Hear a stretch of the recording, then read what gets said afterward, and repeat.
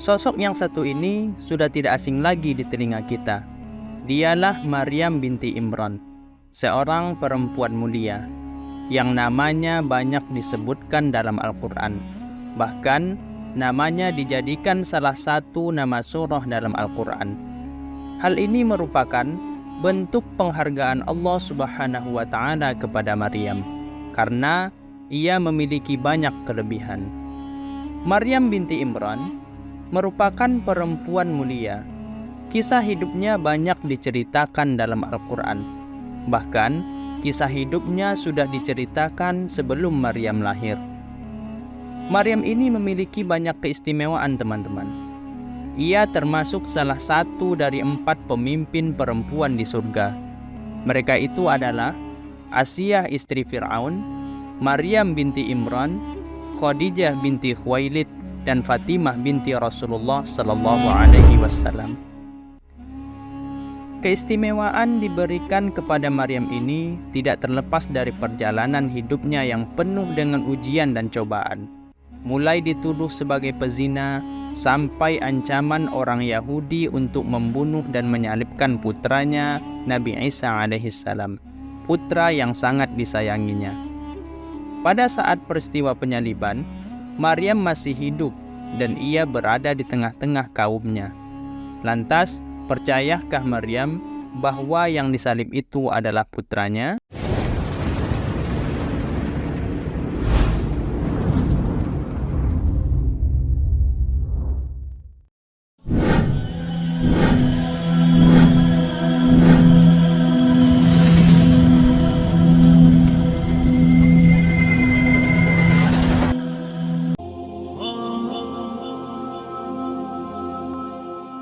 Assalamualaikum warahmatullahi wabarakatuh.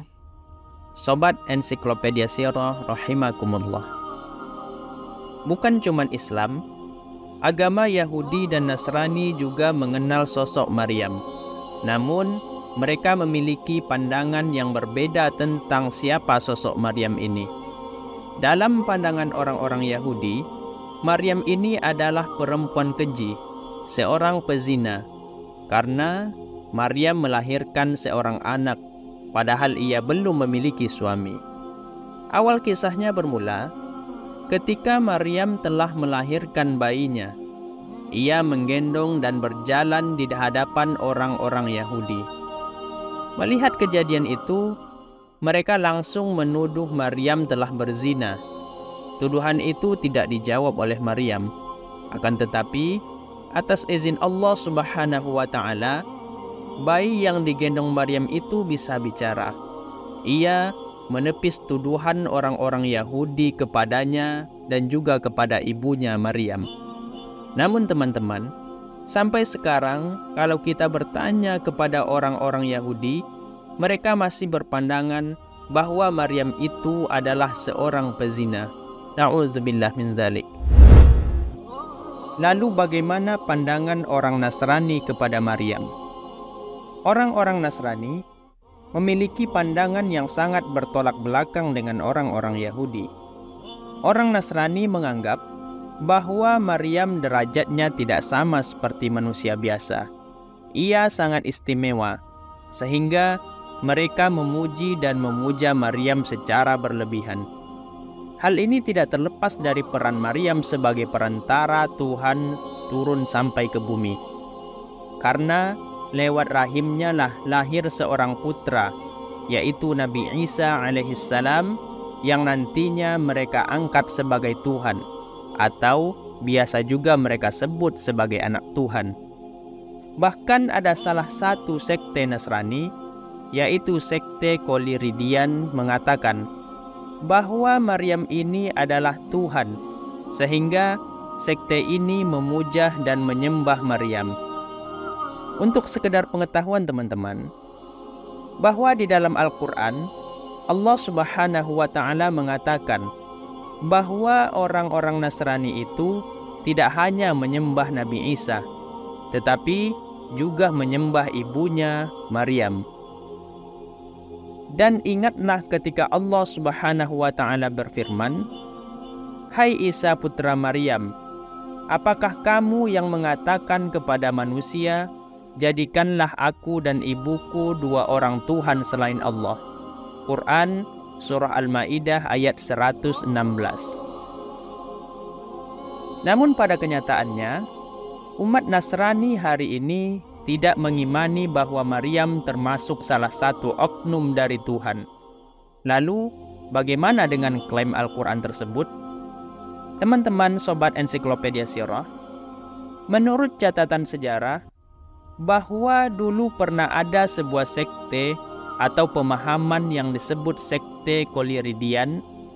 Mereka ini memahami bahwa Maryam itu adalah Tuhan, sehingga mereka menyembah dan memujanya. Sekte ini berkembang di sekitaran Arab. Jadi, menurut sebagian mufassir, sekte inilah yang dimaksudkan Allah dalam Al-Quran, bahwa orang-orang Nasrani tidak hanya menyembah Nabi Isa alaihissalam, akan tetapi juga menyembah ibunya, Maryam. Itulah teman-teman, salah satu bantahan Al-Quran kepada mereka orang-orang Nasrani. Namun, jika kita lihat secara keseluruhan, banyak ayat-ayat Al-Quran yang membantah tuduhan mereka terhadap dua tokoh ini, yaitu Nabi Isa dan ibundanya Maryam, terutama pada peristiwa penyaliban. Pada peristiwa penyaliban ini teman-teman, banyak orang-orang yang percaya bahwa yang disalib itu adalah Nabi Isa alaihissalam, termasuk ibundanya Maryam. Ketika peristiwa penyaliban itu terjadi, Maryam masih hidup dan ia berada di tengah-tengah kaumnya. Lantas, kemanakah Maryam saat penyaliban itu terjadi? Dan apakah yang ia lakukan setelah mendengarkan putranya itu disalib? Ibnu Asakir meriwayatkan, setelah 7 hari pasca peristiwa penyaliban itu terjadi, Maryam mendatangi istana Raja Romawi dan meminta agar mereka menurunkan jasad putranya tersebut untuk dimakamkan. Setelah beberapa hari berlalu, Maryam merasa rindu kepada putranya. Lalu, ia mengajak ibunya Nabi Yahya untuk berziarah ke makam putranya, Al-Masih. Kemudian, mereka pun berangkat ke tempat pemakaman tersebut. Saat mereka mendekati pemakaman, Maryam menyuruh ibunda Yahya untuk menutup dirinya, karena Maryam melihat seorang laki-laki yang berada di dekat makam anaknya. Akan tetapi, ibu Yahya tidak melihat siapapun di dekat makam itu. Melihat kejadian itu, Maryam diam dan tidak menanggapi. Ia berharap bahwa orang yang dilihatnya itu adalah malaikat Jibril. Benar saja, ternyata itu memang malaikat Jibril. Jibril diutus untuk menjelaskan kepada Maryam tentang siapa yang sebenarnya yang disalib itu dan di mana putranya sekarang. Jibril berkata kepada Maryam, "Wahai Maryam, sungguh ini bukanlah makam Al-Masih putramu. Allah Subhanahu wa Ta'ala sudah mengangkat putramu ke langit. Dan ini adalah makam seorang pemuda yang Allah miripkan wajahnya dengan Al-Masih. Dialah yang dibunuh dan disalib oleh tentara Romawi sebagai pengganti dari Al-Masih. Silahkan engkau tanyakan kepada keluarga pemuda ini. Mereka sekarang sedang bersedih karena kehilangan pemuda ini." Teman-teman sobat ensiklopedia sirah, kemudian malaikat Jibril memberitahukan sebuah tempat dan waktu kepada Maryam untuk dia datangi apabila ingin bertemu dengan putranya Al-Masih. Setelah itu, malaikat Jibril pun pergi dan Maryam menceritakan apa yang dialaminya itu kepada ibunda Nabi Yahya. Selanjutnya, saat hari yang telah ditentukan itu tiba, Maryam pergi ke tempat yang sudah disampaikan oleh malaikat Jibril tersebut. Sesampainya di tempat itu, dari kejauhan ia melihat sosok seperti putranya yang sudah menunggunya. Maryam pun lari, kemudian langsung memeluk, mencium dan mendoakan putranya itu, sebagaimana yang biasa ia lakukan. Terpancar kebahagiaan di wajah Maryam. Anak yang dikiranya dibunuh dan disalibkan oleh tentara Romawi ternyata masih hidup. Ia tidak disalib sebagaimana prasangka kebanyakan orang. Lalu Nabi Isa alaihissalam berkata kepada Maryam, "Wahai ibuku, sungguh mereka tidak pernah membunuh dan juga tidak menyalibkanku. Tetapi yang disalibkan itu adalah orang yang diserupakan wajahnya denganku.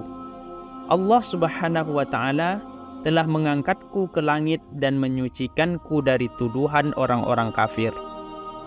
Aku diizinkan untuk menemuimu di tempat ini sebelum ajal menjemputmu." Selanjutnya, Nabi Isa pun kembali naik ke langit.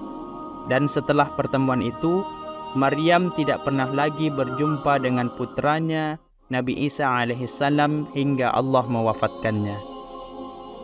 Sobat Ensiklopedia Sirah, inilah kisah pertemuan Nabi Isa alaihissalam dengan Maryam bundanya setelah peristiwa penyaliban.